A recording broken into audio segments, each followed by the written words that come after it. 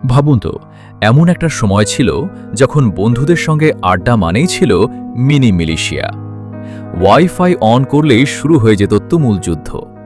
Jet pack পরে আকাশে উড়ে শত্রুকে হারানোর সেই মজাটা আজও অনেকের মনে গেঁথে আছে। কিন্তু প্রশ্ন হল, একসময় এত জনপ্রিয় এই গেমটি আজ কেন আগের মতো দেখা যায় না? চলুন জেনে নেওয়া যাক মিনি মিলিশিয়ার অজানা গল্প। শুরুটা যেভাবে মিনি মিলিশিয়া, যার আসল নাম ডুডল আর্মি। ২. মিনি মিলিশিয়া প্রথম প্রকাশিত হয় ২০১১ সালে। গেমটি তৈরি করে অ্যাপসোমনিয়াক্স এলএলসি এবং পরে মিনিক্লিপ এটি প্রকাশ ও পরিচালনা করতে শুরু করে। শুরুর দিকে গেমটি খুব সাধারণ ছিল, কিন্তু এর মজাদার গেম প্লে খুব দ্রুত সবার মন জয় করে নেয়। কেন এত জনপ্রিয় হয়েছিল? এই গেম জনপ্রিয় হওয়ার কয়েকটি বড় কারণ ছিল।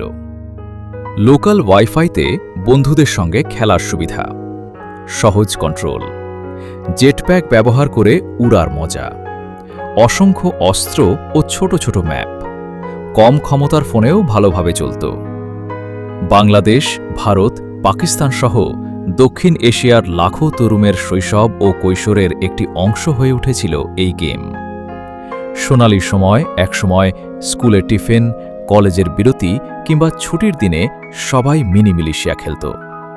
বন্ধুদের মধ্যে প্রতিযোগিতা হতো, কে বেশি কিল করবে, কে ম্যাচ জিতবে। অনেকেই রাত জেগে অনলাইন ম্যাচ খেলত। তারপর কি হলো? সময় বদলাতে শুরু করল। বাজারে এলো পাবজি মোবাইল, ফ্রি ফায়ার এবং কল অফ ডিউটি মোবাইলের মতো বড় গেম। এসব গেমে উন্নত গ্রাফিক্স, নতুন নতুন মোড এবং নিয়মিত আপডেট থাকায় অনেক খেলোয়াড় মিনি মিলিশিয়া ছেড়ে অন্য গেমে চলে যায়।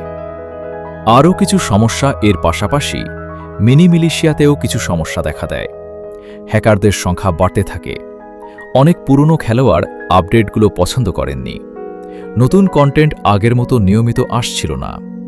অনেকের কাছে গেমটির আগের অনুভূতি হারিয়ে যায়, ফলে ধীরে ধীরে সক্রিয় খেলোয়াড় কমতে থাকে। তবুও কেন আজও সবাই মনে রাখে? কারণ মিনি মিলিশিয়া শুধু একটি গেম ছিল না, এটি ছিল বন্ধুদের সঙ্গে কাটানো অসংখ্য স্মৃতির নাম।